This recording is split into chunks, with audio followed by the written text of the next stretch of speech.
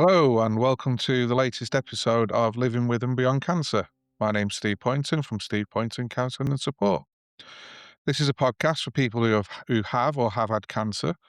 As a twice diagnosed kidney cancer patient who's been in remission for 7.5 years, I recognise the trials and tribulations of what happens next once we finish treatment or are in long term maintenance treatment and try and return to our lives. Welcome to this latest episode, where we'll be exploring the story of the amazing Louise Wilson. Before we get into today's episode, though, if you want to know more about myself and why I'm doing this podcast, please go back to episode 1, which was released on World Cancer Day on the 4th of February 2026. So, Louise may not know this, although I think I've told her once before, but Louise was my inspiration when I was first diagnosed. Louise and I went to high school together many, many moons ago, but she doesn't live in the same area as me anymore. But when I was diagnosed in 2016, I had followed her journey from afar. She was the only person I knew personally who had cancer, especially somebody in their mid-30s. However, when we spoke recently about doing this, there was so much more to her journey that came to light that I didn't know. So today, I'm delighted to welcome Louise. Hello, Louise. Hi, Steve. Welcome, and thank you for doing this. Would you like to take the opportunity to introduce yourself properly? Yeah, no problem at all. Yeah, so as Steve says, my name's Louise Wilson. I'm based up in the northeast of England, but went to school in Cheshire with Steve. I'm a wife and mum of three gorgeous girls. So I've got a 23-year-old stepdaughter, a 12-year-old, and a 10-year-old. Well, that's quite busy. It is quite busy, yeah. It's all good though. Yeah, good. So, Louise, where did this journey start for you? What happened? I think we're going back to about 2015, if that's right. We are, yeah. So it was back in May 2015. So probably end of April actually. I had found a lump in my breast, not checking, wasn't routinely checking. I was 34 at the time, and had just leant against the arm of the sofa one night watching TV and thought, oh, that feels different. And it went on from there really. I made a GP appointment and was seen the next day, was told that it was very likely hormonal changes, probably linked to my cycle, and to come back after my next period if it was still there. So I skipped out the surgery, thinking nothing to worry about here, and was walking home and received a call from the surgery to say they'd changed their mind and that I was booked into the rapid access one-stop clinic within 2 weeks at the local district hospital here. I went for that appointment on the 8th of May, and I spent the full morning, early afternoon in various diagnostics, mammogram, ultrasound, biopsies, to be told at about 2 p.m. that day that it was breast cancer. I mean, wow, that in itself, that whole process is quite a journey, isn't it? Even though it was over a short period of time, and Yeah. such a roller coaster of emotions to think, oh my word, I can only imagine your first thoughts when you felt the lump, to going to the GP, to skipping out of there, as you say, and then all of a Yeah. sudden that unraveling quite quickly. Yeah, yeah, without a doubt. And it's interesting, I didn't tell a lot of people that obviously I'd found this lump, but the close people that I told, everyone was like, "Oh, be nothing, be nothing," And I think, and I genuinely believed it would be nothing. I didn't even take my husband to the appointment with me. I took the day off work, took my mum, said to my mum, "We'll have a nice lunch afterwards. We'll make the most of the day." And obviously regretted that when I'm sat there back in the clinic after everyone else has gone home, waiting to be told that it wasn't a nice ending to my story at that point anyway. Wow. I think that was quite close to your birthday as well, wasn't it? If I remember rightly. Yeah, so it was 6 days before my birthday, which we'd planned. So at the time, my stepdaughter was 12. I had Poppy, who was not 2, and we were going to Center Parcs that next weekend for a family weekend away for my birthday. So it was, yeah, complete shock. Wow, that's a lot, isn't it, to process, but I think there was a bigger shock coming not far Yeah, afterwards. yeah, you're right. So as part of the diagnosis, the initial conversations, so there was still some further diagnostics to do, but in the initial discussions that we had with the surgeon and with the breast cancer nurse was that the cancer was estrogen driven. So as part of the treatment plan, it would be to put me into a chemically induced menopause, so I wasn't able to have any more children, which at the time, was a massive blow because we'd planned at least one more. We had been trying, but at that point, didn't, you know, we didn't have a second child. And whilst in centre pox, a week before going in for my mastectomy, I said to my husband, I think we should do a pregnancy test. Didn't feel quite right, didn't know if it was, related to just being poorly. And it, yeah, came back positive. So I found out 10 days after the diagnosis that I was actually already pregnant. Wow. Mm. I mean, how do you even process that emotion, Louise? So, well, I'm quite emotional, so I cried quite a bit. I think I'm fortunate that within my group of friends, I've got medical professionals. I've got people that I've known for a long time that can advise me. And one such person was an anaesthetist, and my initial reaction was, "Can I have an anaesthetic when I'm pregnant? What's the risk here?"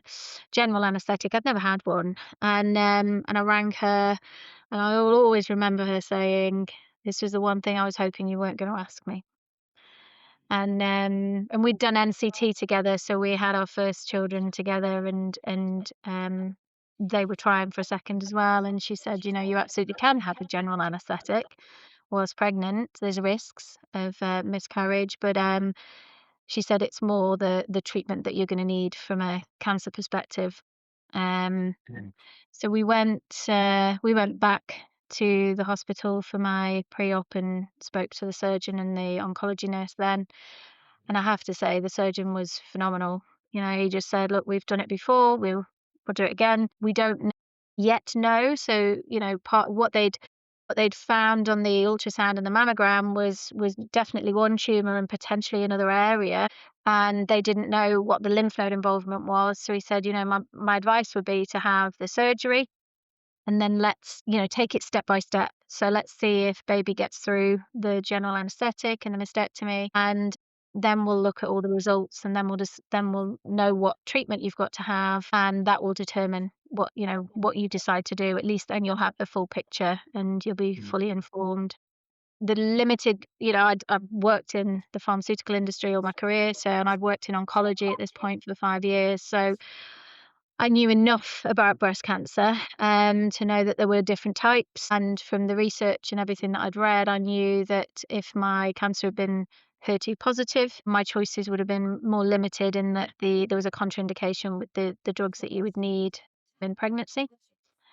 But fortunately, it wasn't. It was estrogen positive, which meant that the treatment would be chemotherapy, and then which is safe in pregnancy if you're in your second trimester, and then further treatment after that, radiotherapy, Zoladex, letrozole, and then tamoxifen after that, all kind of post pregnancy.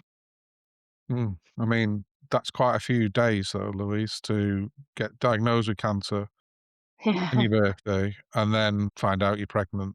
That's quite a lot to take on yeah, board. And I hear what you're saying. You felt quite fortunate to be in a circle of people who are experts. So I yeah. guess that's quite reassuring from what I'm hearing. I mean, just talk us through that first moment, if you would, about how did you feel when you were diagnosed with cancer? What first went through your mind? Um, I think the well, my first reaction was, do people my age get breast cancer? I just thought it was a disease of middle-aged women, genuinely, like naively. And as I say, I'd worked in oncology and breast cancer, but all the drugs that I'd worked with were indicated for postmenopausal breast cancer treatment. So my first reaction was, is that, am I a complete outlier? Why is this happening now? My next, my overarching was just fear. I was so frightened. My daughter was less than 2. I wanted to see the milestones. I wanted to be there to see her grow up. I wanted my life with my husband, that we'd planned. But I think, I knew going into the room to get the results, when you see the breast cancer nurse there, I knew that it was gonna be not great news. It's really interesting, isn't it? Because as I said, my surgeon was phenomenal, but they are very different in their approach to nurses, as an example, when you're having those conversations. And I remember he sort of did this is the practicalities, this is what's gonna happen next, this is your date for surgery. It was the nurse that kind of picked up the broken mess at the end of it that, said we've seen patients like you all the time, and it's scary, and it's daunting, but you've got support at every step of the way. And I think the hardest thing was probably seeing how much it broke my mum's heart, Yeah. and her being in the room, to hear that noise, that no parent, having been a parent myself now, no parent wants to see their child have to go through anything like that. So I think that was particularly difficult. Yeah. But to be honest, the pregnancy became almost my North Star. That gave me my purpose. It gave me I was so determined that Poppy would have a younger sibling, because I didn't know my future. And because we were young, I thought if the cancer was terminal, because that's one of the challenges. You get diagnosed in pregnancy, and they can't stage your cancer, or they couldn't stage my cancer because I couldn't have the scans to determine whether it had already become metastatic. And I could have some, but not all of them. So it was, you can't have a CT scan, you can't have an MRI. So I was very aware that I didn't know. Young people getting diagnosed with cancer, often the outcomes are worse, because it's not usually picked up early. It's not usually, there's no routine screening at that age. So I was mostly concerned for, I thought at some point Tony would move on if I did die, and I wanted, that kind of full sibling support for Poppy, really. Yeah, there's a lot you said in there, isn't there, about your own situation and how the pregnancy gave you a focus, but saying about the differences between the oncologists and the sort of nursing staff. Mhm. As you probably know, I do a lot of work with sort of patient advocacy and charities, and I hear a lot from patients. Oh, my oncologist was really stern, or my urologist was blunt, he was rude. And I think it is getting better since we were diagnosed Yeah. 2015, 2016. I think the sort of newer breed are taught more softer skills. But I try and take a look at it, and I don't know how you feel. I don't care really how they speak to me in a way. I want them to save my life. That's what they're good at. Exactly. And leave the fluffy stuff to the nurses and the HCAs and all that kind of stuff. Let them do what they're good at. Yeah. Yeah, without a doubt. I mean, as I say, as the surgeon was very matter of fact. This is what we do. This is what's going to happen. And actually, you need that. You need that someone just taking control of it and telling you and giving you that confidence that you're in a safe pair of hands. And after all the surgery and all the analysis was done, and you get passed over to oncology. The oncologist was I trusted her implicitly. I felt very well cared for, I think, because I was pregnant. She made herself so accessible to me. She shared clinical papers with me. We looked at the literature together, the risk, everything. Um, and yeah, I think within the medical profession, you get different types of people that do different roles within medicine. But there's not one moment that I didn't feel well cared for or well looked after from a best practice kind of perspective, really. That's really great to hear. So by the end of the month, I believe you've had Yeah. surgery now. So all within, if you couldn't get any more in the month, here we go. Surgery time. How did that go? And obviously you've talked about Yes. the potential complications. What was the outcome? Yeah, so surgery was the 27th of May, which is the day after my brother's birthday. It was a great month for everyone. And I remember, and I don't know from your experience with your surgery, but I remember going in and you go in at the start of the day, you're there at like 7 o'clock and you're starving because it's nil by mouth, and you don't know what number you're going to be on the list, and you sit in your little pod waiting to go through. I just remember the healthcare assistant coming and doing all the questions and things, and everything he asked me, I'd never had, like, there was no comorbidities, no, I'd never had any surgery, there'd been nothing. And he got to the end of his list, and I just remember him looking up to me and going, "So until cancer, there was nothing." And I'm just like, "No, nothing." And then I was like, "I don't know if I feel better or worse now." 'Cause I kinda wished I'd had all the little things wrong with me up until that point. Um, but I just, yeah, I think, I cried. One of my friends is a nurse in the hospital, and she came in to see me just before I was anaesthetized, and I just remember sobbing, I was so scared. I think it's, especially with something like breast cancer, and I can only speak from my own experience, but, going through surgery that changes the way that your body looks is daunting as well, and you don't know how you're gonna feel after, like, physically, but also just psychologically about stuff, and I think that was a definite fear, and I stayed in. They kept me in overnight, I had drains in and things like that, and then I remember, I don't think I was making much sense, when you come around from your general anaesthetic. And I remember Tony saying, "Everyone's asking how you are, you need to update." But I was like, "I can't update anyone. I don't know where my phone is. I don't know what I'm doing." So he did that for me. But I just remember the next day just wanting to get home, and to have, I think they did a scan, a pregnancy scan, a couple of days later to check that the baby was still in situ and still healthy, and that was really reassuring. I was kind of just waiting for that, really. Scan was okay? Scan was okay, yeah. Okay. Um, and the results, as I said earlier, showed that my tumors. So I ended up with, I had 3 tumors, and I had 9 out of 15 positive lymph nodes, which I remember getting the results. I was devastated because I was like, it's such a high risk of recurrence or high risk of, it already being metastatic.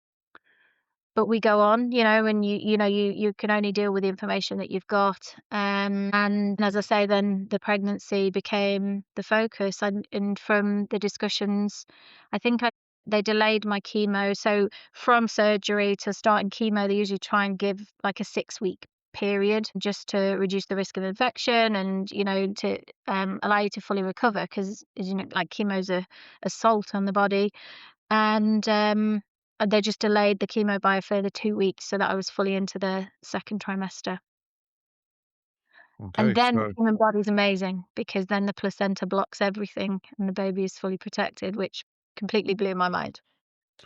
yeah, I mean, that was my next sort of question really. Mm. You heading towards chemo, as you said, it's an assault on the body, and people often describe it as pouring poison inside you, don't they? I mean, we know it's ultimately weirdly good for you in the end of the day if it works, Mm, but that felt reassuring. I just heard you say that is the mm. reassurance that it's safe to have the chemo. Yeah. Yeah, without a doubt. And I think as well, once I knew it was safe, I don't know how you felt after your diagnosis, but I just wanted rid of the cancer. I just wanted to start treatment as soon as possible. I wanted to minimize that risk. And so I was almost on countdown to start chemo, even though I was nervous about it. I didn't know how I would react. So yeah, I kind of just felt like it was the necessary next step, in terms of survival, really. So how was life going at this stage, Louise? How was work? What was sort of everyday life? Because you've got a 2-year-old, Yeah, 12-year-old, I think you said stepdaughter at this point. yeah. How was everyday life through all of this?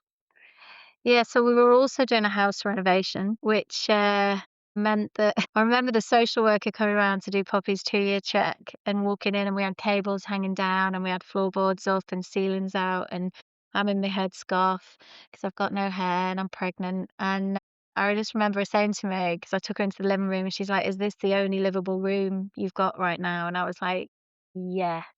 I was like, "But please don't take my child off me." She was like, "I'm not gonna take your child off you." But I was like, it was, we, there was a couple of times it got a bit much, and I would leave Tony a note and say, "I've gone to my mum's," like, you know, "Call me when this is all over," kind of thing. But it was a distraction. Work, I continued to work full time. Um, so I used to have chemo on a Thursday every 3 weeks. So I'd take the Thursday and the Friday off, and I'd be back at work on the Monday.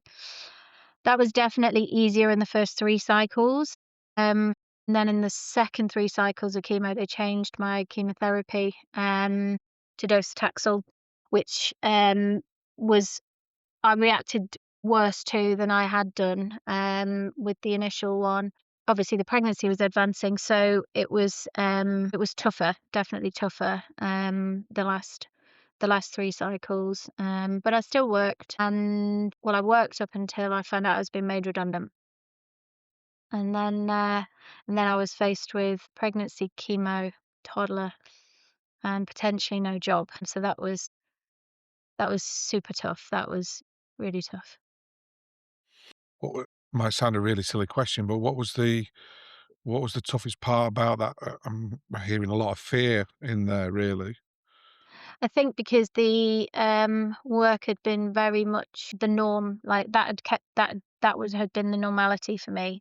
Going to work, it allowed me to I traveled a lot with work and driving around, and it gave me the time in the car to process stuff. It gave me and there's also, at the end of that journey, finishing chemo, having Millie, to know that I could have a maternity leave and that then there would be a job for me when I came back. It was felt like I'd lost an anchor, I guess, in my life, in a life that was probably quite unstable at the time for all the reasons we've discussed. Felt like that was the anchor that I lost, really.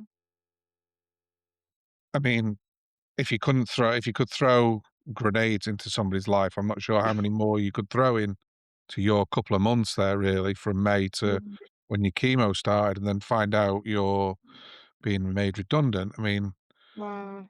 I can't imagine where your mind's at this point. How did you cope through that? What support did you have, Louise? So, obviously Tony, my mum, my brother, his wife, close friends. There was always we're very, very fortunate that there were always people that were willing to hold my hand, to give me a hug, wipe the tears. But to be honest, I didn't feel I didn't wanna stop. I think that was the thing. I didn't wanna stop work. I didn't want to, I wanted something to be normal in my life, 'cause nothing for me, walking into a chemo unit pregnant, just I was an outlier and, everything else I was doing in my life, I was a bit of an outlier. Even go to work, I guess, with a headscarf on, but it felt like work was still me. And I think and I worked in a brilliant team but we were all being made redundant, so everyone was in a different but the same situation. And I just, yeah, I mean, I think I got to the point where you just had to laugh. It was like, those memes with the minions. It's like, what else can go wrong in my life right now, kind of thing. But it is what it is, isn't it? And that's kind of a saying that I say a lot that probably irritates a lot of people. But you can only control what you can control, can't you? Control's a massive thing, isn't it? And Yeah. it's about hanging on to what you can, isn't it? And I hear that's Yeah. there for you with work, what was with work. I mean, how do you go about getting a job, Louise, when you're pregnant with cancer? It's a great question. How does that work? Yeah, and I think from a organizational perspective, I probably caused a bit of a problem for them. How do you make the Mhm. 35-year-old who's pregnant, going through chemo, redundant? Um, and I was reflecting on this before we had the talk today, and I think, sometimes we forget that organizations have to make decisions at that macro level. It's often never about the individuals at the coalface, and I had to separate that. This is not about them making my life more difficult intentionally. This is an organizational decision that unfortunately impacts me. But the consultation period that surrounded the redundancies meant that we could explore options, and they did say, because I think the redundancy was due to kick in probably a month, 6 weeks before I was due to go off on maternity leave anyway.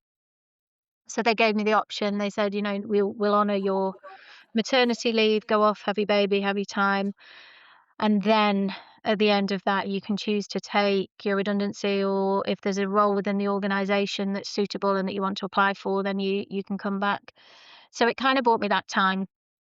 And I thought, then I don't need to deal with this thinking now. I'll take my maternity, I'll finish my treatment, and then I'll start and think about what next and whether I want to stay within this organisation, or whether I want to apply for roles elsewhere. That's really, really lucky, isn't it, that you've got an Mm, employer there who's prepared to do that. I mean, mm. I guess you gotta be pretty heartless as an employer if you didn't offer something like that with the Yeah, situation you've got, but as you said, it's not a case of they've decided we're gonna make Louise redundant. They've made the whole team redundant, so there's a reason yeah, for that. yeah. So they probably would have got that through if it ever came to a tribunal or anything like that. Well, it wasn't Mm, personally against Louise, but that's really reassuring, and he bought you that that comfort yeah, to know I'm still gonna get my maternity leave. I can yeah, spend the time with, my baby, and then obviously reevaluate knowing that I've still got an income coming in. yeah. Exactly, exactly. So it could have been so much worse. I think the challenge of it was that it was just that lack of stability that I'd clearly relied on quite heavily to propel me through the journey to that point. Um, but it was one of those circumstances that was what it was. As you've said, like it wasn't personal. It wasn't about me. It was an organizational decision, and it worked out fine in the end. Mm. It's fine. So, we're getting towards December time, I think, Yep. of Yeah. all the bad news we've heard so far. What happened next? Yeah, so my last chemo was the 5th of November, and I remember because we had a big fireworks party with all our friends and celebrated. And then it was very much, right, chemo's over. Let's forget about it as much as you can. We'll forget about it until Millie arrives. So Millie was planned C-section 3 weeks early to enable me to start radiotherapy. So she was delivered on the 31st of December. So she was the final part of our year from hell. Safe arrival, and yeah, the best ending. She fit, healthy, well. She was small, but she was perfectly formed. Um, and Tony and I spent New Year's Eve in the maternity unit in the local hospital, drinking coffee at midnight with our new baby. So it was the best possible end. I was just gonna say, I can well imagine after the year you've had, that's Yeah, exactly where you wanted to be on that New Year's Eve. yeah, definitely, definitely. And yeah, and then we were discharged the next day, and then really we had a period of 2 weeks before radiotherapy started. So I had 2 weeks of being at home with the girls and recovering, and then yeah, I felt like that time was super important to reflect, evaluate, but also get ready for the next part of the treatment, really. Mm. So, lovely bookend to a horrendous year. Mm. Were you able to have a CT scan now that Millie's arrived, and Yeah, any sort of concerns arise through that, and what yeah. happened next? Did you mention radiotherapy is incoming? Yeah, so radiotherapy, so I had 3 weeks of radiotherapy, which I don't know. Did you do radiotherapy as part of No, yours?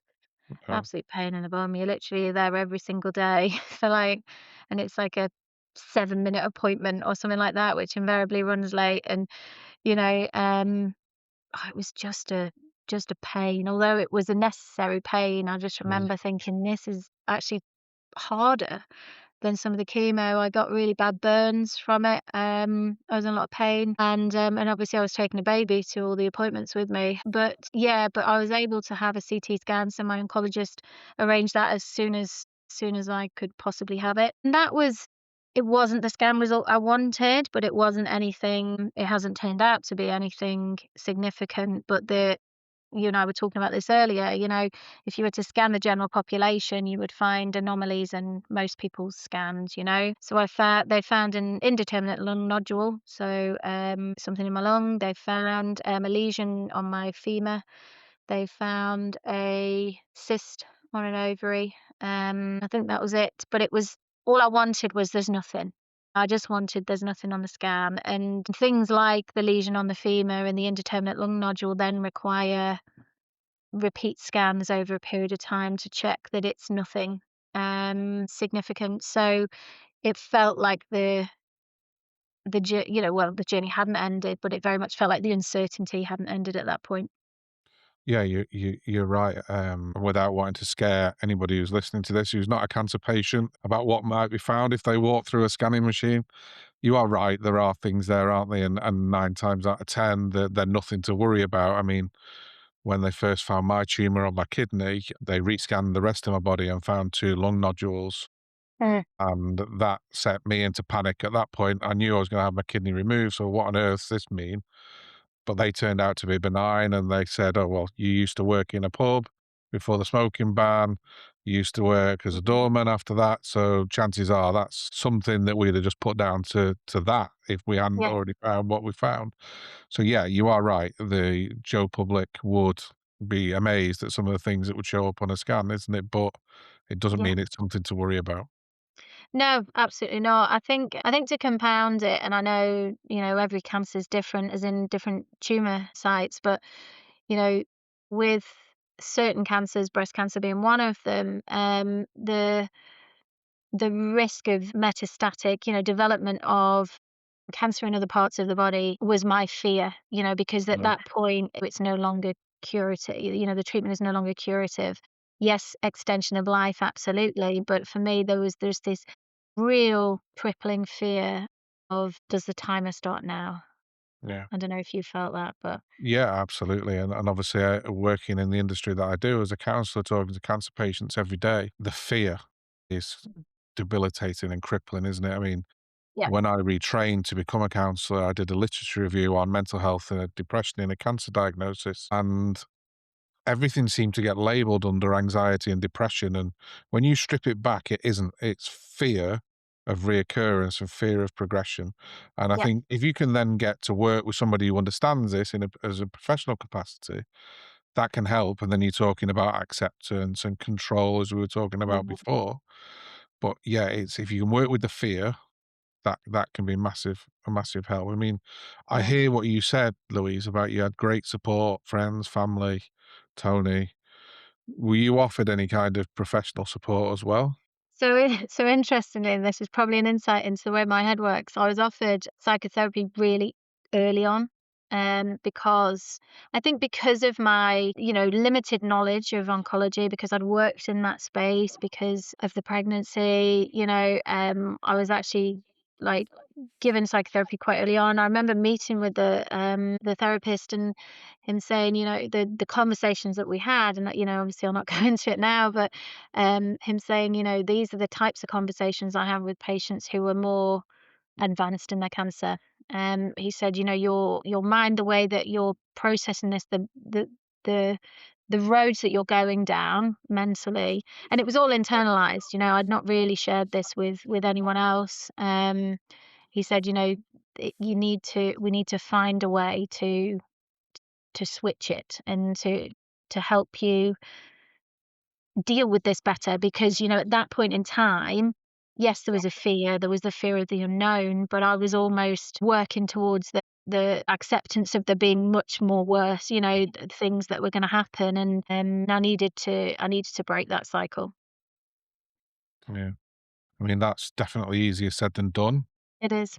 It is. And until you've got the information to hand, Mm, I guess you can never really put that to bed completely. We can find ways of coping with it and dealing with it. But until you have that information, yeah, and as I'm sure we'll come on to, even when everything is okay, you still come round to mammograms, scans. yeah. You never really get away from it, do you? It's always there. No, and I think as well, you know, I'm I'm real sociable person, so I made friends with other cancer patients whilst I was going through treatment, and there was a lady who had her children were in the same nursery as Poppy. She'd been diagnosed. We had mutual friends. We didn't know each other, but we had mutual friends, and she'd been diagnosed a few months before me, and um But of course, the problem with surrounding yourself with people that are going through the same journey is that unfortunately the outcomes for others are not always Mm, good. Um, and I think that ever present, I think we developed a bit of a network. There was about, I think there was 9 of us, who WhatsApped and kept in touch and, shared kind of comfort around management of side effects and the treatment and scans and things like that. And I don't think I know, 5 of those have passed away now, and it's, um, it's terrifying. It's terrifying because mm, that could easily be you. Because no one can tell you what your outcome will be. You can have the same treatment, a similar diagnosis, but it doesn't mean that you're gonna have the same outcome at all. mm, 'cause we all have very different reactions to treatment, don't we? And Yeah, our yeah, bodies deal with things differently. You probably know I'm involved with a charity called Action Kidney Cancer, and I look after their sort of Facebook forums and things. And you are right, you get attached to people and follow their journeys, and then suddenly that changes, and you have that real bad outcome. It's the mm, beauty and the beast, if you like, of peer yeah, support, isn't it? It's invaluable at the time, yeah, but it can go so horribly wrong and set the fear off again. yeah, without a doubt, without a doubt. So where are we now? Millie's born. We've had radiotherapy. We're on mat Yeah. leave from work. You've had your sort of counselling support. Reconstruction, was that offered to you? Yeah, yeah, so, I opted for reconstructive surgery, which was to take place in October 2016. So I'd gone back to work actually in the August. There was a job that I decided to apply for and take at the company that I'd been at before having Millie. And because it was a new team build, I went back in the August, and reconstructive surgery was booked for the October. There's lots of different types of reconstructive surgery that you can have after breast cancer, and I'd gone for what I thought was the simplest in terms of recovery time because the kids were young and I didn't want it to limit what I was doing for too long, which is reconstructive surgery called expander. I can't remember what the proper name is. And essentially, they put a balloon type thing in under the skin and fill it with fluid, and it stretches your skin over time. And then they would replace that with an implant. And so I went in for that, pretty standard, surgery, came out. So let's say it was the Wednesday, was discharged on the Thursday. On the Sunday, I started feeling poorly and I went back to the hospital. I felt like I had like just an infection really, and went back and was seen and they said I had a lower respiratory tract infection, so not related to the surgery, just, maybe because I hadn't been as active and things like that. And gave me antibiotics and sent me on my way. And then the following that was a Sunday. I think it was a Monday night. I got a train to Leeds. I was going to a work meeting, and I collapsed on Leeds train station. And I was blue lighted to Jimmy's in Leeds, and I they didn't really know what was wrong with me. I developed a head to toe rash. I had pain on breathing. I spiked really high temperature for 3 days, and at the end of 3 days, I was rushed into theatre because I had sepsis and all my organs were shutting down. So that was to remove the expander, which had developed an infection around it, and the IV antibiotics and the treatment that I was on wasn't touching the infection, wasn't clearing it at all. So I was then back to they reversed the reconstructive surgery and back to what's next really. But ultimately, had they not taken me in when they did, I probably wouldn't be here today. Wow. I mean, these are all things, aren't they, that people who haven't been through a journey like this would have no idea that comes with a No. cancer diagnosis, and that's no disrespect meant to them. Why would they know? Mm, But it's all additionals, and I know you sort of said lightheartedly before, no comorbidities before this, the tick box, and all of a sudden I'm getting hammered with everything. There's so much coming. yeah. And you asked before about counselling, psychological support, therapy, whatever you want to call it, and that that that's what broke me. Well, The sepsis broke me, and I ended up in counselling for quite a while because it felt, and I know it sounds ridiculous, but it felt like something was going to get me. It mm, felt like, I'd kind of come through everything else, but there was going to be something else that was just going to knock me back again. And I think because, we kind of joked before about what a month in May, what about the job, what about this, and what about that. And I think because I hadn't really processed anything along that journey, I'd kept working, I'd kept focused, I'd done, the things I'd had to do to keep my life as normal as possible. That was the pause where everything hit and everything sort of fell apart for me.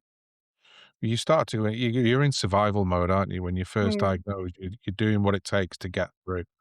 And I guess for you, reconstruction surgery is almost the beginning of the next chapter in a way. I'm Yeah.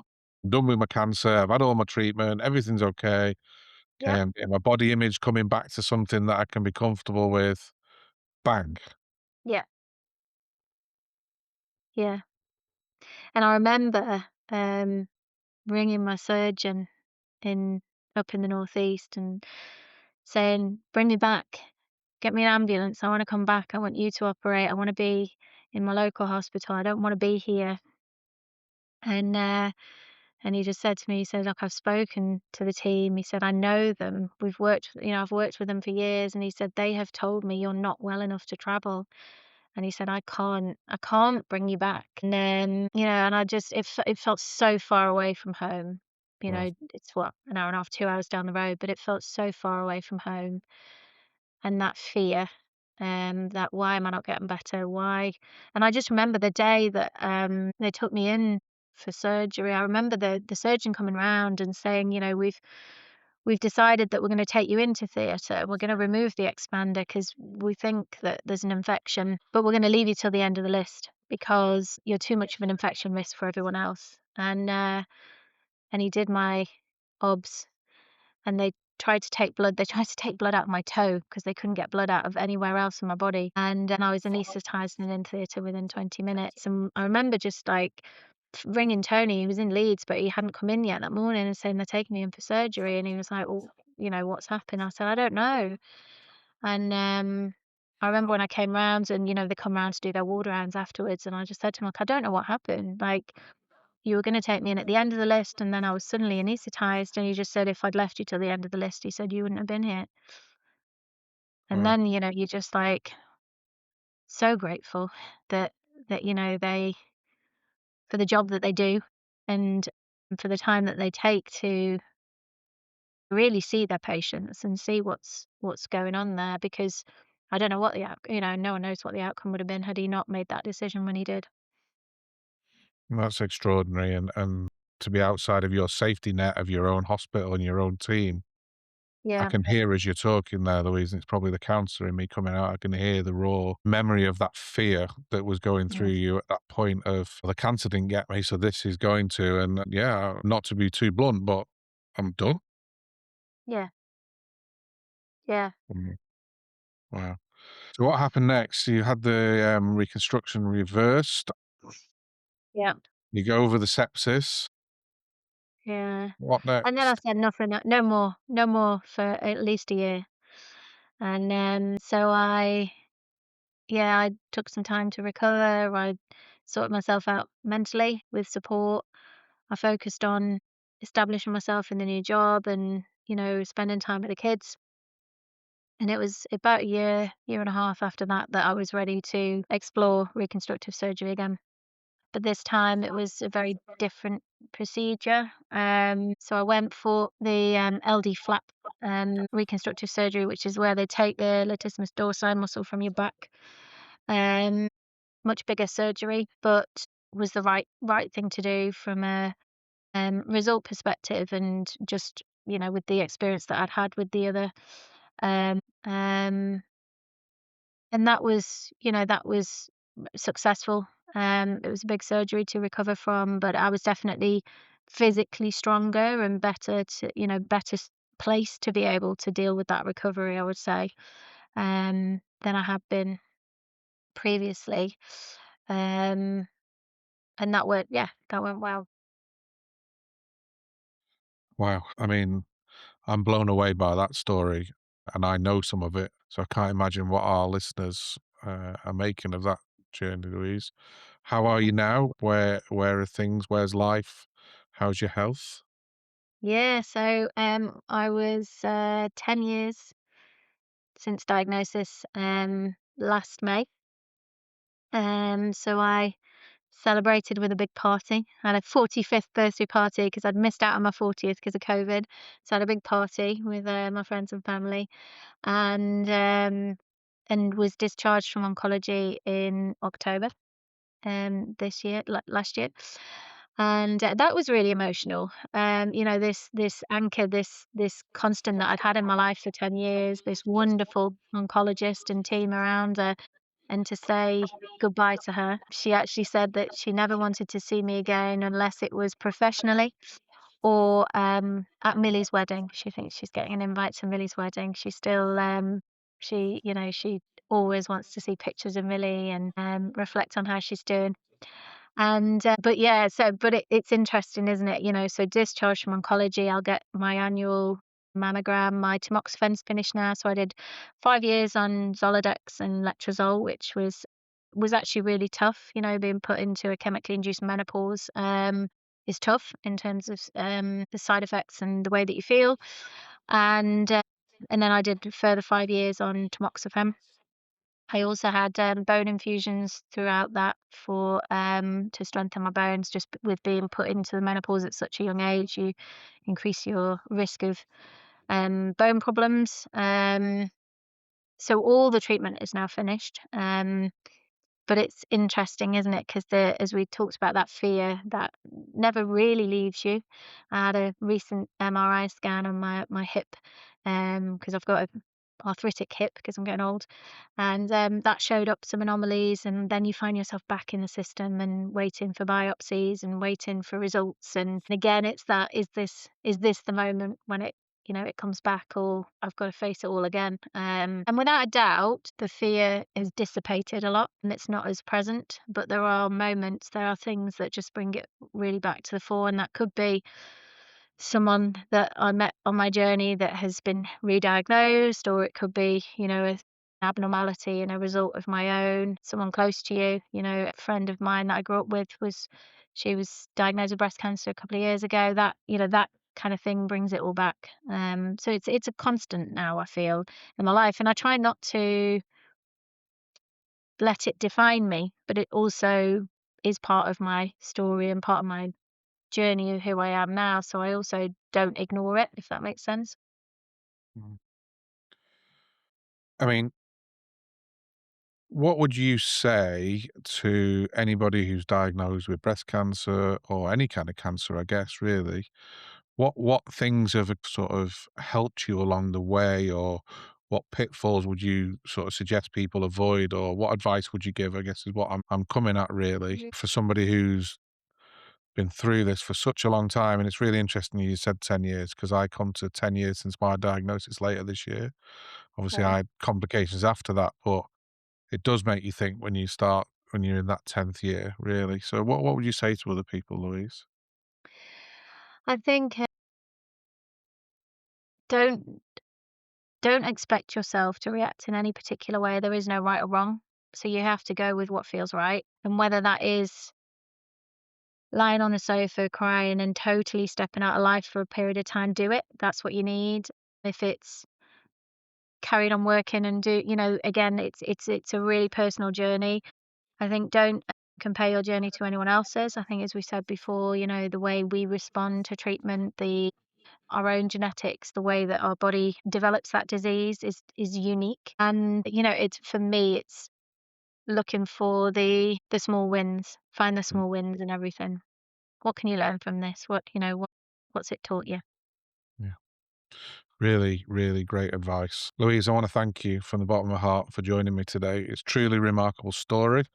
and one I'm sure will leave people amazed. If you want more information on the podcast, visit my website or any of the other services that I offer. The website is www.stevepoyntoncounselingsupport.co.uk, or have a look at any of my social media sites. But I'd also love to hear from you guys too. Anybody out there listening, what's your story? Would you like to come on the podcast and talk about the struggles that you've had? I'm always open to hearing from you, and ultimately that's why I do it, to give you guys a voice as cancer patients. And as I said on episode 1, I'd be really interested in talking to some carers and getting their perspective of this as well, because I, I think carers get a bad rap sometimes because, especially when people are in remission and trying to rebuild their lives, they go back to their lives and they don't really understand, and why would they, how things are for the patient. But we know they've been through their own journey as well. So I'd love to hear from some carers as well. And we will talk to some professionals as well and get their take on it soon.